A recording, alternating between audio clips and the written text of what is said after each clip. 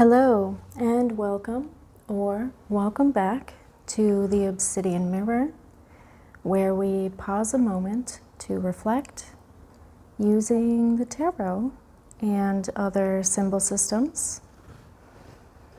I wanted to thank you for being here in whatever way you are able.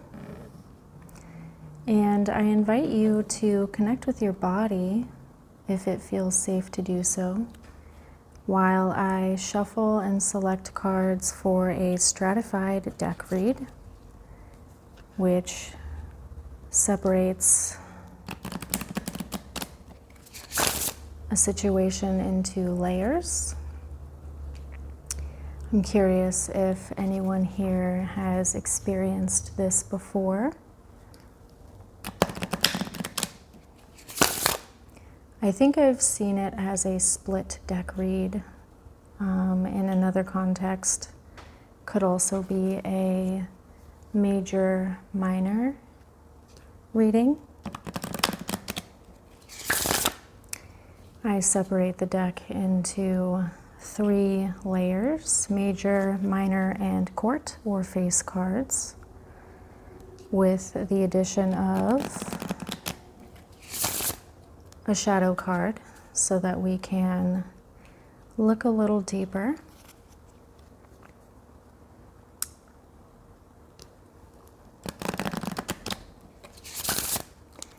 Now I invite you to grab a beverage of choice or a snack, maybe a comfort item such as a stuffy or a blanket. Now might be a good time to work out some excess energy, wring out your hands, shake them out. Maybe some gentle stretching or wiggling your toes, whatever you need to do at this time.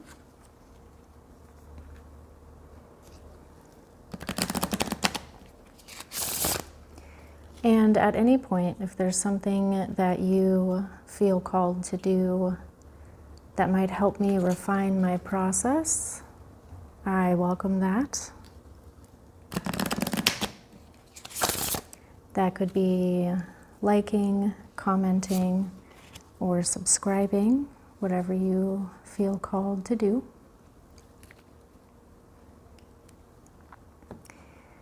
I am working with a new deck today, and I'm very excited to showcase Tarot of the Abyss with you.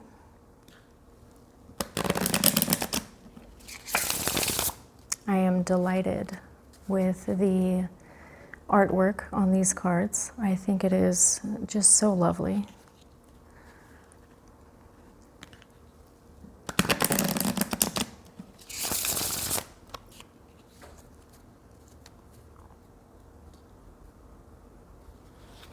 That's part of the reason why for the initial or debut reading with this deck, I'm doing a stratified read. I feel like there are, well, objectively, there are 3 spaces that this deck can occupy. And that's what I want to do.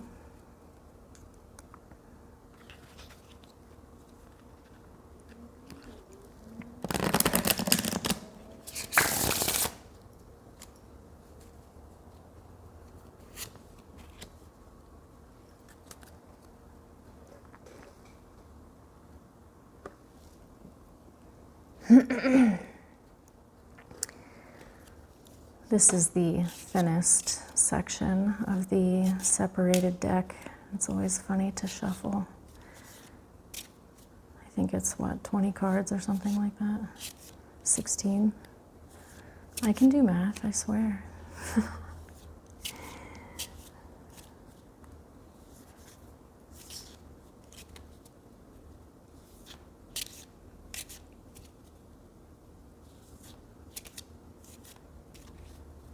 Math is not my strong suit, but I do survive without being particularly skilled. I happen to have a calculator in my pocket It's in my phone, but still, it is available for quick draw should I ever need it. Ooh, these cards are very stiff in comparison.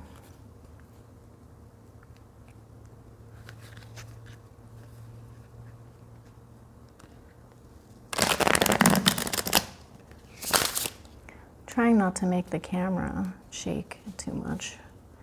See if I can get that down.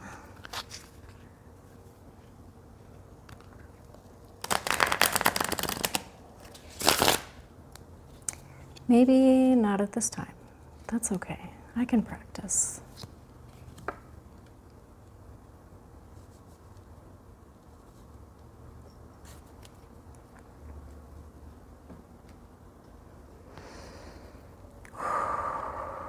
Okay. Before I get into the interpretation, I invite you to take a few deep breaths with me if it feels safe to do so, starting now.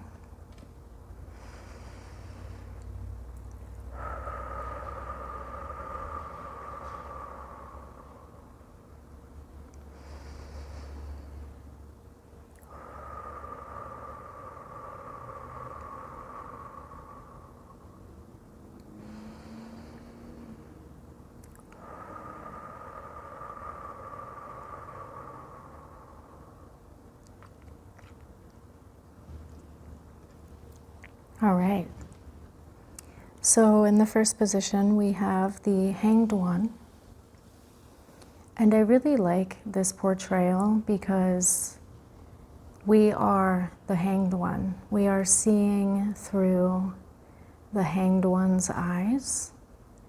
In most decks that I've come across, we are looking at a person who is literally upside down. But in this deck, it's very clear that we are the ones who are hanging upside down. And I think that that is just, I mean, besides the drawing itself, I think that's a magnificent portrayal of the concept. And I think that in terms of the Hanged One, it can be very disorienting to gain a new perspective. Sometimes this is chosen. Sometimes this is something that we are going through regardless of if we want to or not. And that can be really, really tough. I think that it can also be a really good opportunity for realignment of some kind. I personally like getting new perspectives and seeing things from different angles. It can be challenging. It can be overwhelming. It can be downright terrifying, especially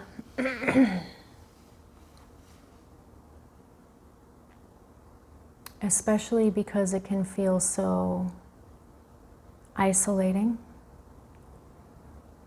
Maybe we are in a community that sees one thing one way, and we don't necessarily see it that way. And so how do we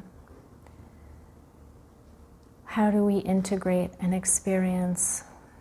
How do we communicate our perspective in a way that can be seen, heard, accepted, understood, you know?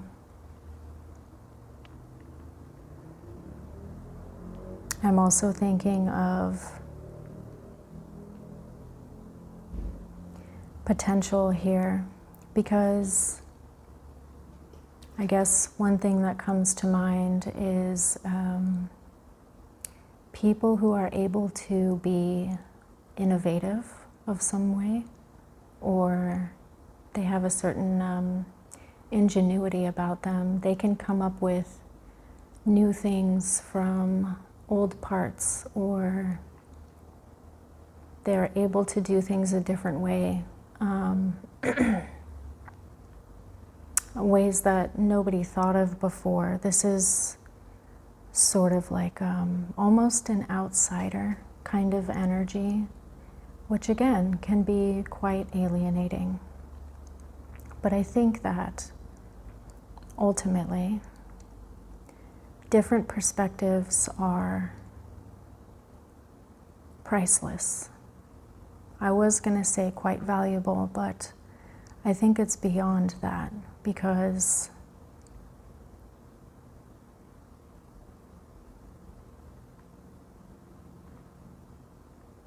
many marvelous things have come out of the brains or the lives of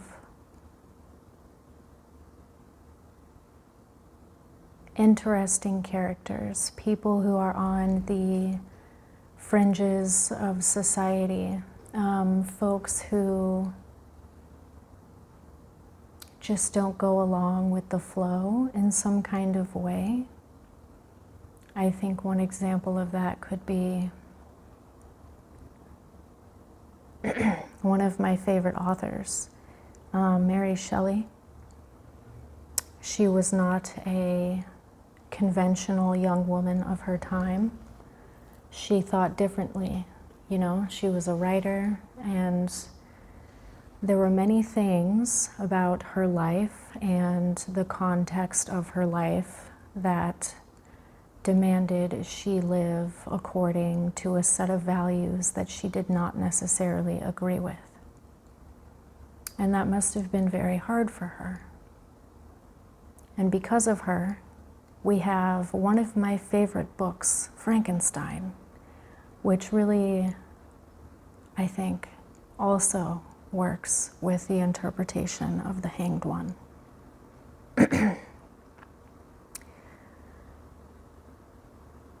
So yeah, innovation,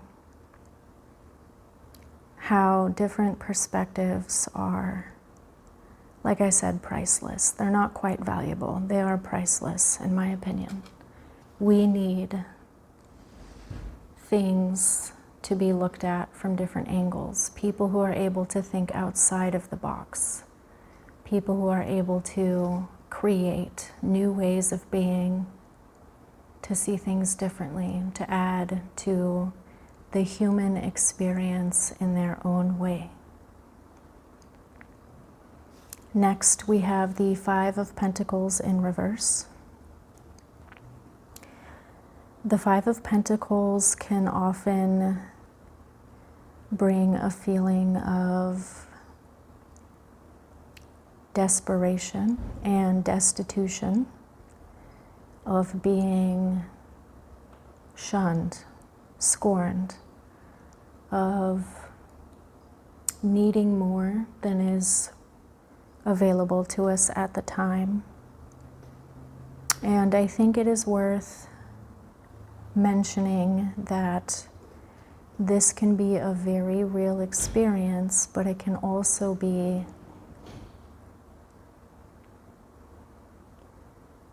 something that we feel, but is not necessarily reflected in reality. So it could be feeling like we are out in the cold and that we have nowhere to turn. And that's a very hard thing to experience. As somebody who has been down on my luck in different ways, or however you want to phrase that, it can be extremely distressing.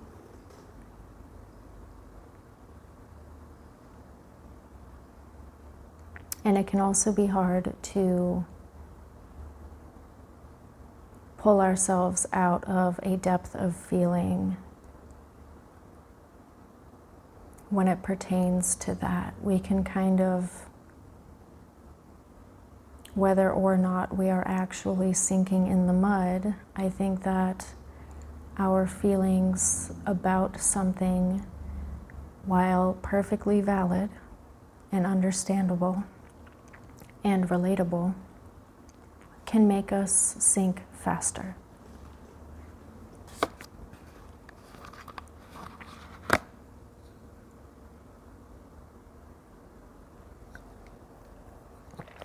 Now, this card is in the reverse. So it makes me wonder, where in our lives do we feel out in the cold or isolated or not taken care of in the ways that we need to be taken care of? Where do we feel like we are lacking? What is it that we want exactly that would make us feel more secure or comfortable or at ease in some way? In the reverse, especially following the Hanged One, I wonder if this is a matter of perspective, like I was talking about just a moment ago. Maybe there are possibilities that we don't see for some reason. Perhaps there are avenues that we are simply unaware of or feel like we are unable to take for some reason. I wonder if this is some kind of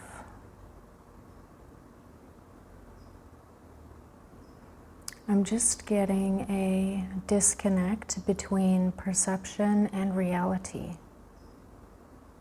if that makes any sense. Not that whatever we're feeling is not valid, but I think there could possibly be more to it that we are unable to see for some reason. Things may feel dire, and that's fair, but I wonder if they are as dire as we believe them to be, or if there is a potential for more here. I'm going to move on to the Queen of Cups. I really like this drawing because it seems that she is both in the sea and not in the sea. Like she is a part of it, but it's also moving around her. She is immersed in the water. The Queen of Cups speaks to somebody who is quite aware of their own emotional world and is a master of their own emotions, and is also very keenly aware of how perhaps emotions work. Could be emotional intelligence, could be a heightened awareness of the people around her. And I want to pull back or caution against gendered words here. I'm going to speak as the card says, Queen of Cups, but when it comes to feminine and masculine energies, I prefer to think of them as directions of energy versus gender or body. So a feminine experience would be something that is more about receptivity and an internal experience, versus masculine expression would be more outward, more worldly, a little bit more action-oriented. So I get the sense of a master of emotional understanding who is able to be immersed in the water of herself and the water of others without being overtaken by it. I think this is someone who is able to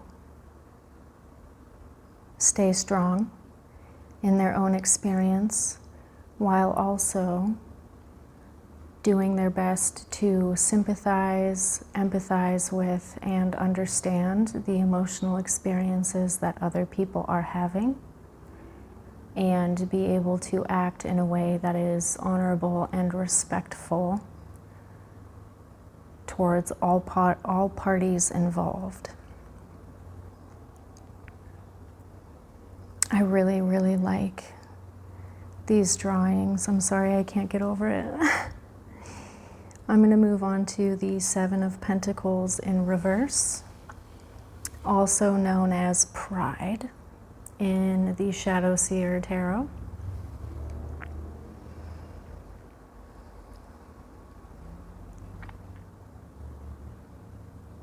What this is making me think of is perhaps noticing where we could have been stubborn or prideful in our lives and seeing a potential to do something different moving forward. And pride can have many sources. It can be a recognition of some kind, recognizing that we are X, Y, or Z. It can also be based in fear. Perhaps the fear of being perceived in a way that we don't like, or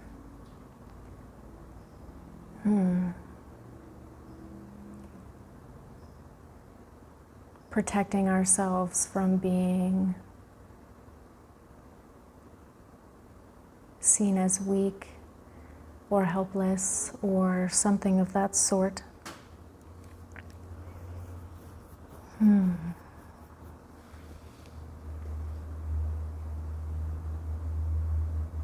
With the Seven of Pentacles tie-in, I'm thinking about a rest period after we have done a lot of work and we are beginning to see the fruits of our labors. It's sort of a pre-harvest energy. We have sown seeds, we have watered, we have tended to young shoots. We have seen these plants become strong on their own, but also under our hands. This is a point of very obvious manifestation where it is hard to separate nature and nurture. Our work is because of us, and we are allowed to acknowledge that. I also wonder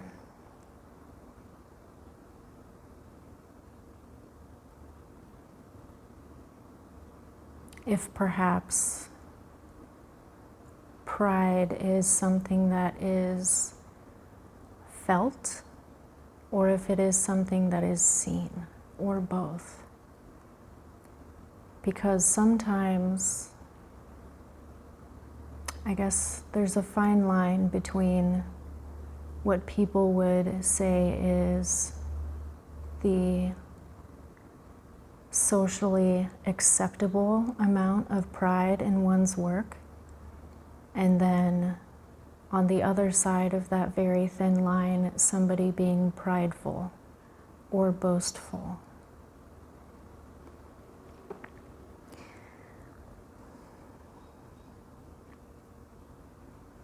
This spread is heavily perception-based, in my opinion. So it makes me wonder if there is something that we are going through right now that is labeled one way, but not necessarily experienced that way. If somebody is looking at our work and our pride and our efforts and saying that we are too prideful, or that we don't deserve our flowers, or something of that nature. It makes me think of how it's really hard sometimes to put ourselves in other people's shoes. We can put ourselves in other people's shoes, but actually understanding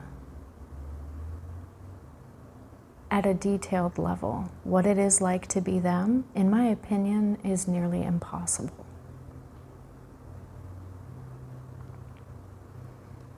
We cannot intimately understand another person's experience, and so I think that this spread is also a reminder to be cautious of our judgments and to understand, if we can, where those judgments are coming from.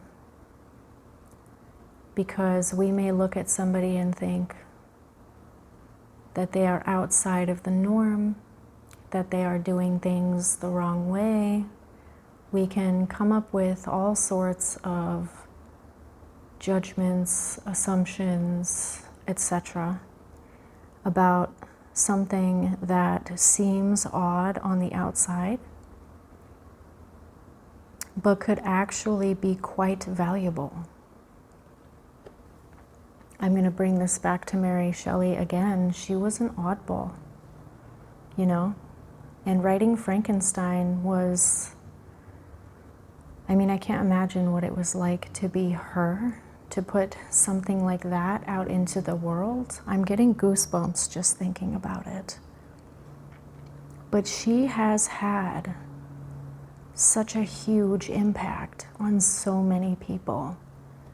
And so many people to this day adore her for having the guts to write something so controversial, is one way to put it. So if you are someone who maybe has a history of seeing things in weird ways or unconventional ways, or feeling outcasted for whatever reason, perhaps being mislabeled and feeling like you are all alone, then I know what it's like, and you are not alone. There are more of us out there. There are, what is it, around 8 billion people on this planet right now. There are more of us out there. And if you're someone who is around another individual who fits this sort of theme of being the oddball or something of that nature,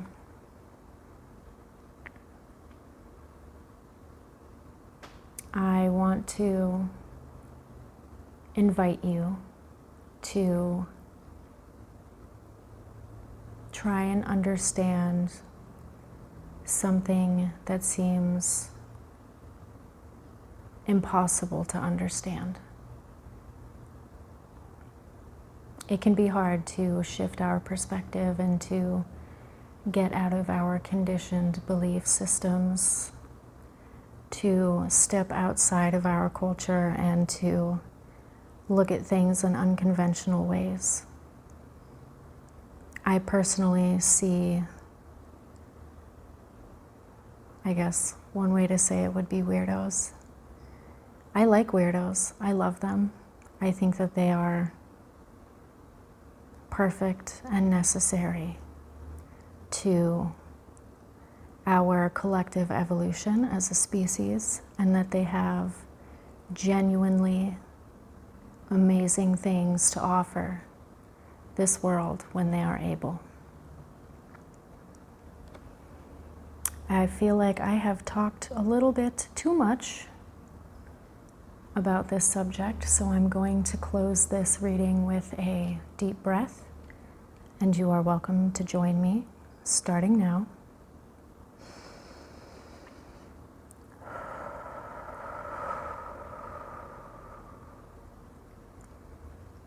Thank you for joining me today and spending time with me.